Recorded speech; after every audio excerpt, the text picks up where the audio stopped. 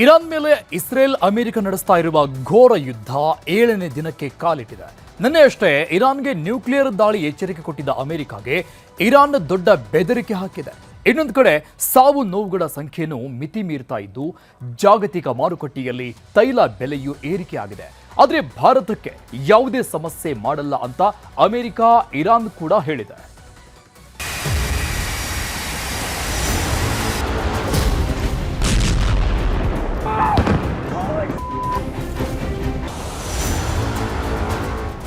Israel America ನಡೆಸ್ತಾ ಇರುವಂತ ಘೋರ ದಾಳಿಗೆ ಇರಾನ್ ತತ್ತರಿಸಿ ಹೋಗ್ತಾ ಇದೆ.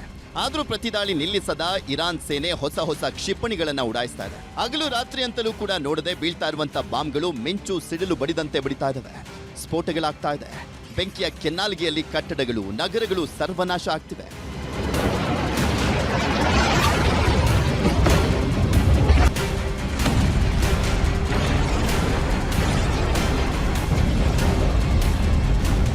ಬಾಂಬ್ ದಾಳಿಗಳು ಸೃಷ್ಟಿಸಿರುವಂತ ವಿನಾಶ ಎಷ್ಟು ಅನ್ನುವಂಥದ್ದು ಸ್ಥಳಕ್ಕೆ ಬಂದಾಗಲೇ ಗೊತ್ತಾಗೋದು. ಯಾಕಂದ್ರೆ ಬಾಂಬ್ ಬಿದ್ದಂತ ಜಾಗವೆಲ್ಲ ಸ್ಮಶಾನ ಆಗಿವೆ. ಕಟ್ಟಡಗಳ ಅವಶೇಷಗಳಡಿ ಸಿಲುಕಿದವರನ್ನ ರಕ್ಷಣೆ ಮಾಡೋಕ್ಕೂ ಆಗ್ತಾ ಇಲ್ಲ. ಆ ಮಟ್ಟಿಗೆ ಎಲ್ಲವೂ ನೆಲಸಮ ಆಗಿವೆ. ಇನ್ನೂ ಒಂದ್ ಕಡೆ ಅಣು ಬಾಂಬ್ ತರ ಇಡೀ ಏರಿಯಾವನ್ನೇ ಕ್ಷಿಪಣಿ ಸರ್ವನಾಶ ಮಾಡ್ತಾ ಇದ್ರೆ ಅಕ್ಕಪಕ್ಕದಲ್ಲಿದ್ದವರೆಲ್ಲ ಬಂಕರ್ ಒಳಗಡೆ ಓಡಿ ಹೋಗಿ ಜೀವ ಉಳಿಸಿಕೊಳ್ಳುವಂತ ದೃಶ್ಯಗಳಂತೂ ಭೀಕರವಾಗಿದೆ.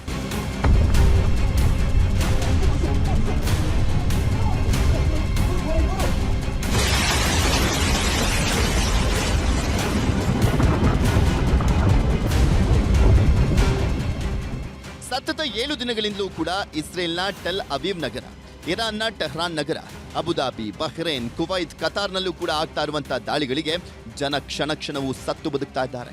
ಈ 7 ದಿನಗಳ ಯುದ್ಧದಲ್ಲಿ ಇಲ್ಲಿಯವರೆಗೂ 1,500 ಜನರ ಶವಗಳು ಸಿಕ್ಕಿವೆ. 7,000ಕ್ಕೂ ಹೆಚ್ಚು ಜನ ಆಸ್ಪತ್ರೆ ಸೇರಿದ್ದಾರೆ. ಸಾವಿರಾರು ಜನ ಕಟ್ಟಡಗಳ ಅವಶೇಷಗಳಡಿ ಕಣ್ಮರೆಯಾಗಿದ್ದಾರೆ.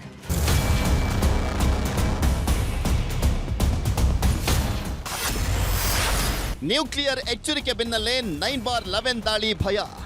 ನಿನ್ನೆಯಷ್ಟೇ ಅಮೆರಿಕ ಮಿನಿಟ್ ಮ್ಯಾನ್ 3 ಹೆಸರಿನ ನ್ಯೂಕ್ಲಿಯರ್ ಕ್ಷಿಪಣಿ ಪ್ರಯೋಗ ನಡೆಸಿ ಇರಾನ್ಗೆ ಎಚ್ಚರಿಕೆ ನೀಡಿತ್ತು. ಇದರ ಬೆನ್ನಲ್ಲೇ ಇರಾನ್ ಅಮೆರಿಕ ಮೇಲೆ ದೊಡ್ಡ ದಾಳಿ ನಡೆಸುವಂತ ಆತಂಕ ಶುರುವಾಗಿದೆ.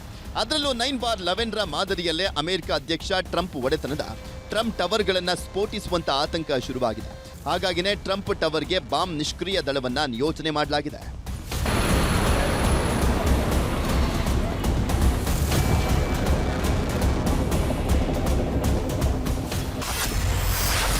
ಅಮೆರಿಕ 10 ಸೈನಿಕರನ್ನ ಬಂಧಿಸಿ ಒತ್ತೆ ಇಟ್ಕೊಂಡ ಇರಾನ್. ನಿನ್ನೆ ರಾತ್ರಿ ಇರಾನ್ ಸೇನಾಪಡೆ ಅಮೆರಿಕದ 10 ಸೈನಿಕರನ್ನ ಬಂಧನ ಮಾಡಿರುವಂತ ಸುದ್ದಿ ಹರಿದಾಡ್ತಾ ಇದೆ. ವಾಲ್ಟಿನೋ ಅನ್ನುವಂತ ಸಾಮಾಜಿಕ ಜಾಲತಾಣದ ಇನ್ಫ್ಲುಯೆನ್ಸರ್ ತನ್ನ ಎಕ್ಸ್ ಖಾತೆಯಲ್ಲಿ ಈ ಫೋಟೋಗಳನ್ನ ಪೋಸ್ಟ್ ಮಾಡಿದ್ದಾನೆ. ಇದರಲ್ಲಿ ಖಮೇನಿ ಫೋಟೋ, ಇರಾನ್ ಧ್ವಜ ಹಿಡಿದಿರುವಂತ ಇರಾನ್ ಸೈನಿಕರ ಚಿತ್ರಗಳಿದ್ದಾವೆ. ಮಂಡಿಯೂರಿ ಕೂತಿರುವಂತ ಅಮೆರಿಕ ಸೈನಿಕರು ಅವರನ್ನ ಎಳ್ಕೊಂಡು ಹೋಗ್ತಾ ಇರುವಂತ ಫೋಟೋಗಳಲ್ಲಿ ನೋಡಬಹುದು.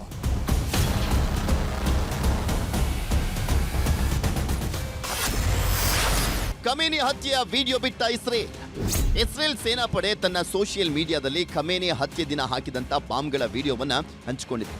1800 ಕಿಲೋಮೀಟರ್ ದೂರದ ಪ್ರಯಾಣ, ಗಂಟೆಗೆ 600 ಕಿಲೋಮೀಟರ್ ವೇಗದಲ್ಲಿ 50 ಇಸ್ರೇಲ್ ಫೈಟರ್ ಜೆಟ್ಗಳು ಖಮೇನಿ ಅಡುಗುತಾಣಗಳನ್ನ ಯಶಸ್ವಿಯಾಗಿ ಉಡಾಯಿಸಿದೆ ಅಂತ ಇಸ್ರೇಲ್ ಬರ್ಕೊಂಡಿದೆ.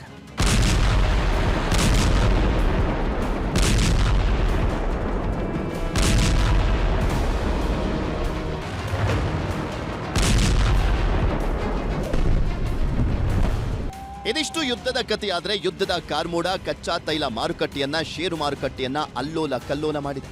ಇರಾನ್ನ ಹೋರ್ಮುಜ್ ಜಲಸಂಧಿಯನ್ನ ನಿಯಂತ್ರಣಕ್ಕೆ ತೆಗೆದುಕೊಂಡಿದ್ದು ಸಂಚಾರವನ್ನ ಸ್ಥಗಿತಗೊಳಿಸಿದೆ. ಇದರಿಂದ $70-80 ಈಗಿರುವಂತ 1 ಬ್ಯಾರೆಲ್ನ ಬೆಲೆ $150ಗೆ ತಲುಪಲಿದೆ ಅಂತ ಕತಾರ್ ಇಂಧನ ಸಚಿವ ಸಾದ್ ಅಲ್ ಕಾಬಿ ಪಶ್ಚಿಮ ಏಷ್ಯಾ ರಾಷ್ಟ್ರಗಳಿಗೆ ಸಂದೇಶವನ್ನ ಕಳಿಸಿದ್ದಾರೆ. ಇನ್ನು ಒಂದ್ ಕಡೆ ಷೇರು ಮಾರುಕಟ್ಟೆಯೂ ಕೂಡ ಪಾತಾಳಕ್ಕೆ ಹೋಗ್ತಾ ಇದೆ.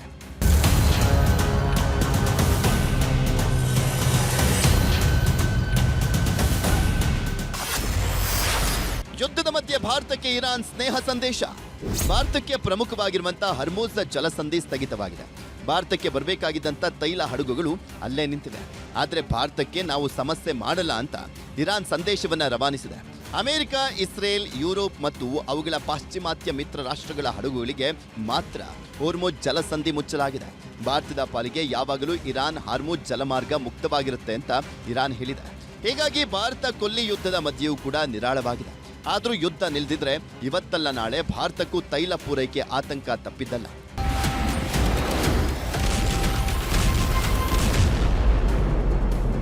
Bureau report, news 18.